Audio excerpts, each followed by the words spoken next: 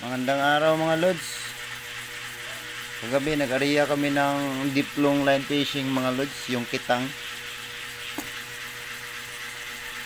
Nag-area kami kagabi at ito mga lods, nararamdaman ko dito na mayroong kumagat na humihila sa ilalim mga lods.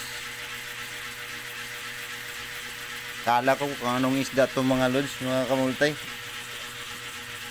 Maya't maya lalabas din yan mga kamultay. Nakita ng pamangkin ko sa likod ko.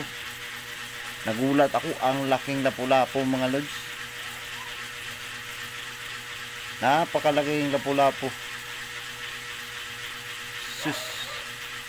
You know, 15 kilos ang isa yun mga lods. 15 kilos mga kamultay. Ang laki.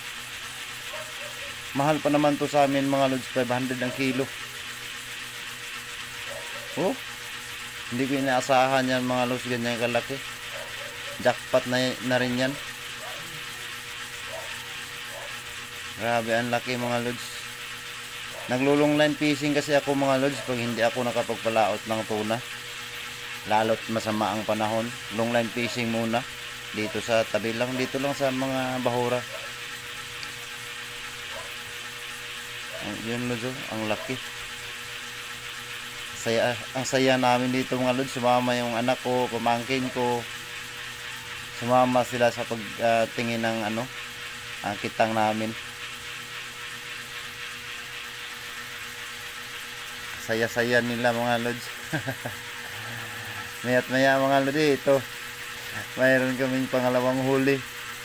Ito yung ubod na nangangagat mga lods, mga kamultay. Ito, ingat na ingat ako mga lods, baka madakmal ako.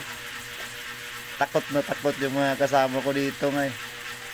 Nangangagat kasi ito mga lods. Tapos kung pag nakagat yan ito, iikot ito, ang sakit. Yan o. Mga 3 kilos yan mga lods, mga kamultay. Ang saya talaga ng ganitong experience mga lods. Ganito kasi hanap buhay ko noon.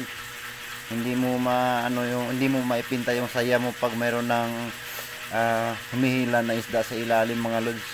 Exciting, kaba, ganyan mga lods.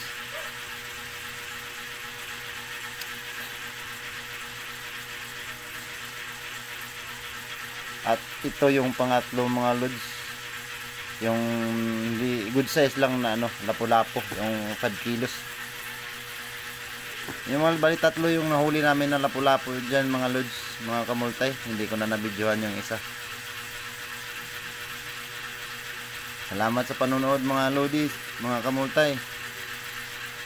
Paki-share naman, like and subscribe mga lods. Thank you and God bless.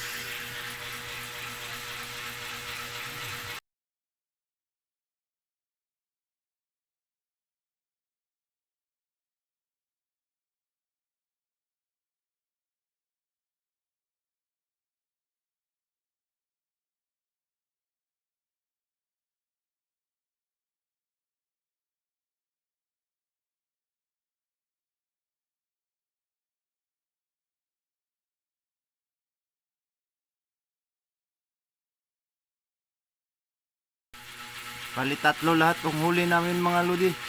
Salamat sa panonood.